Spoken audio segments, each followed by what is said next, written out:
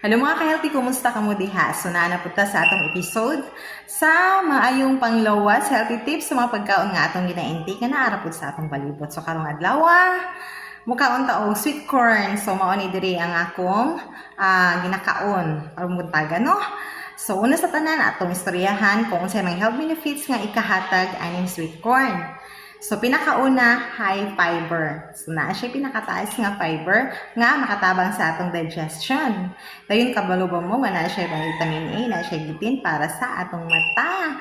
Dayon, makahamis po din siya sa atong kutis. Ang paagi-ani, ang hilaw, ato na siyang i-shake, ato na siyang kanang i-paste bitaw, mo ibutang sa atong nawong, katapos na itong kanang pagkahuman o hilamo. So, atong ibutang ang paste nga kuan sweet corn. So after 45 minutes na tong i-leave on atong banlawan, so makita dito nga muhamis ang atong nawong. So pwede na pod nga ato siyang kanon kay usik biya po, di ba?